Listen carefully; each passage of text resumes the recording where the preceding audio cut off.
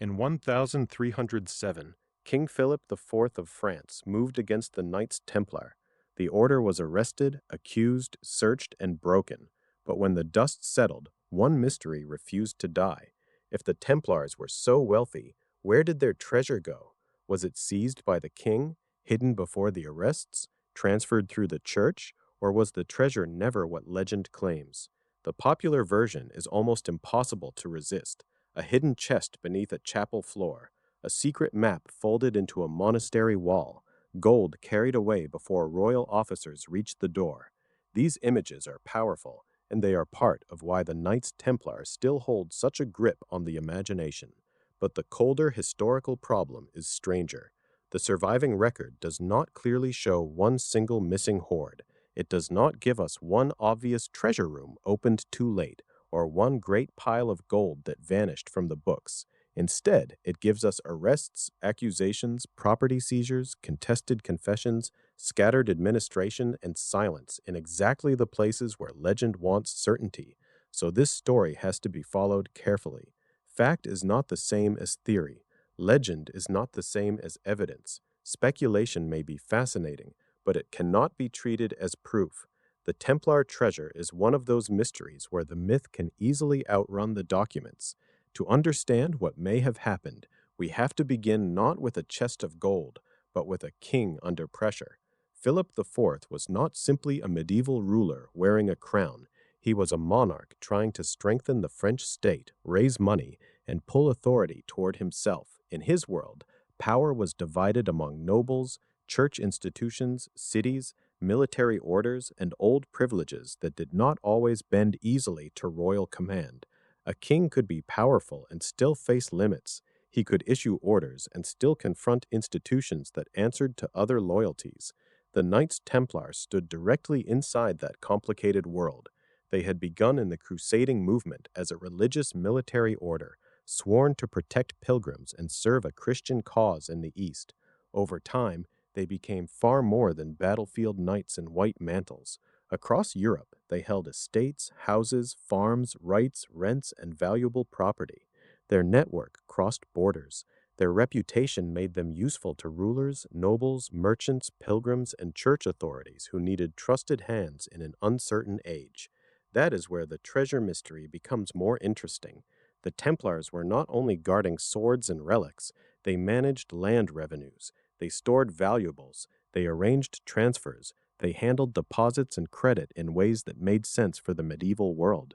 They were not a modern bank, and it would be misleading to describe them that way. But they did operate a trusted financial and administrative network. In a society where roads could be dangerous, politics could shift quickly, and distance could turn money into risk, trust itself became a form of power. When Philip moved against them, the public case was religious. The Templars were accused of heresy, corrupt secret rituals, and other acts that, if true, would have destroyed their spiritual legitimacy. Those accusations were real as accusations. They appear in the machinery of the trials, but that does not make them clean proof. Many confessions connected to the case were produced under intense pressure, and some under torture. The records have to be read with caution, because fear and royal power could shape what appeared on parchment. This is why the motive remains debated. Some historians and commentators emphasize finance. Philip had reason to care about money and property. Others emphasize political control, royal authority, and the danger of an institution that was wealthy, privileged, armed, respected, and not fully under the French crown. The safest answer is not that Philip destroyed the Templars for one simple reason. It is that money, power, reputation, religious accusation, and royal ambition were tangled together. And that brings us back to the treasure. If Philip's goal was only to punish heresy, why did the attack also target Templar property, accounts, houses, and institutional power? The moment that broke the order is usually placed on Friday, 13th October 1307. In France, royal orders moved through the kingdom. Templar houses became targets. Men who had once been honored as defenders of Christendom were seized by the king's officers. Their commanderies were searched. Their leaders were taken into custody. Almost overnight, one of the most famous religious military orders in Europe was recast as a suspected enemy within the Christian world. For a modern viewer, it can be difficult to feel how shocking this was. The Templars were not a small outlaw band. They were an established order with papal recognition, estates across Europe, and a reputation built over generations. They had fought in the crusading world. They had handled valuables. They had served kings, nobles, pilgrims, and church authorities. Yet in Philip's France, they were suddenly treated not as servants of the faith, but as a threat that had to be contained. The charges were severe. The trial material spoke of heresy, secret rites, denial of sacred beliefs, and corruption inside the order. But again, this is where certainty becomes dangerous. Medieval trial records do not always give us a clear window into what happened. They also show us how authorities built a case, how pressure was applied, and how a frightened prisoner might answer when the consequences were terrifying. So the responsible approach is cautious. The accusations were part of the public justification. The confessions were part of the legal process, but they are not the same thing as settled truth. The deeper question is what else was happening beneath the official language, and this is where the treasure enters the room. If the Templars possessed great movable wealth, if they held coins, silver plate, jewels, deposits, or sensitive records, then a sudden nationwide arrest should have produced a satisfying prize. We might expect a simple ending. Officers enter the houses, strong rooms are opened, inventories are made, the king takes what he came for. But the surviving picture is not that clean. The Templars certainly owned property and valuables. Their wealth was real. Yet the legend of one spectacular missing hoard is not clearly confirmed by the record. There is no simple scene where the king reaches the treasure room and finds it empty. There is no single documented master cache whose disappearance explains everything. That gap is what made the story endure. A wealthy order falls in a dramatic strike, yet no single treasure room settles the mystery. Later imagination filled the silence with hidden chests, secret carts, ships leaving in the night, and chapel floors concealing what Philip could not find. Those stories belong to legend unless evidence supports them, but the question beneath them remains powerful. If Philip struck quickly, what did he actually capture? And if something escaped him, was it gold, documents, knowledge, or the remains of a network already breaking apart? To answer that, we have to ask what the word treasure really means. When people hear Templar treasure, they often imagine a sealed chest under stone, its iron bands rusting in the dark, packed with coins, jewels, sacred vessels, and relics hidden before the king's men arrived. It is a dramatic image. It is also where the story can mislead us. In the medieval world, treasure did not always mean one glittering pile in one secret room. It could mean silver plate used in worship. It could mean coin reserves held at a commandery. It could mean relics, charters, account books, rights to collect rents, debts still owed, or privileges granted by kings and popes. It could mean farms, mills, vineyards, houses, warehouses, and roads spread across many regions. It could also mean something less visible but extremely valuable: trust. The Templars were managers of property and guardians of valuables. They were also operators of a religious network that connected distant places.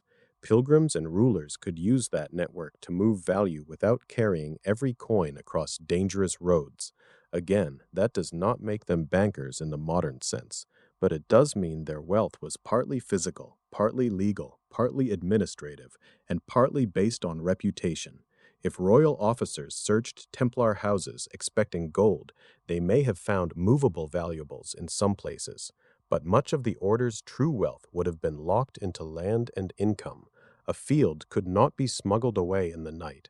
A mill could not be hidden beneath a chapel floor. A rent obligation would not shine inside a chest. Yet over time, these things could be worth more than a stack of coins. This is where some researchers and commentators suggest a different kind of prize: records. Not a proven secret archive filled with forbidden knowledge, but practical documents. Who owed money? Which estates produced income? Where valuables had been deposited? Which nobles had relationships with the order? Which properties belonged to whom? In a world of parchment, seals, and personal trust, Information could carry power. A ledger might not look dramatic, but it could show where wealth flowed. That possibility changes the mystery. If the most valuable Templar asset was a network, then destroying the order may have been a way to seize a system, not just steal gold. The treasure may not have been only what could be carried away by hand. It may have been the machinery that made the order powerful in the first place.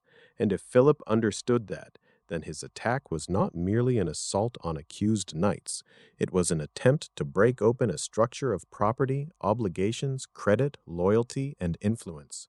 The real question becomes whether later generations have been looking for the wrong treasure all along.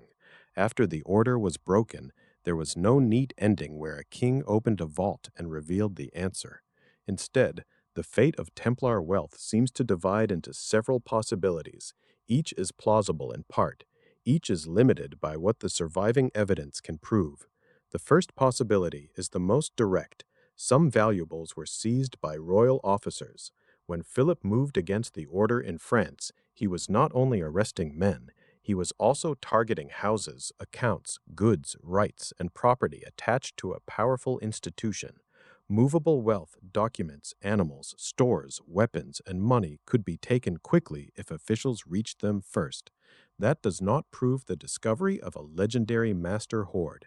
It simply means that a crackdown on this scale almost certainly produced confiscations. The second possibility is more administrative and much less dramatic. After the order was formally suppressed, Templar properties were meant to be reassigned through church authority. In broad terms, much of that property was intended to pass into other religious military hands, though the process varied by region. Ruler and local politics. This matters because land does not vanish like a chest carried into a tunnel. A manor, a mill, a vineyard, or a right to collect rent could be absorbed into another system. To later treasure hunters, that may feel like disappearance. To medieval administrators, it may have looked like transfer, dispute, delay, and paperwork. The third possibility is dispersal. Not every Templar house held the same kind of wealth. Some may have had coins or silver plate. Others may have had stored produce, horses, tools, debts owed to them, or records of local income. When an order spread across many places collapses, its assets do not necessarily move in one direction. They can be taken locally, claimed by creditors, redirected by officials, hidden by individuals, or lost in confusion. In that sense, the treasure may have broken into pieces before legend ever imagined it as one great prize. Then comes the possibility that keeps the mystery alive. Some Templars, warned or suspicious, may have hidden valuables before officials arrived. That is a theory, not a settled fact. It is reasonable to imagine that individuals facing danger might try to protect money, documents, relics, or personal goods. But imagining a possibility is not the same as proving a coordinated escape plan. The surviving evidence does not allow us to confidently say that a secret central treasure was moved out of reach before the arrests. It only leaves enough silence for speculation to grow, and grow it did.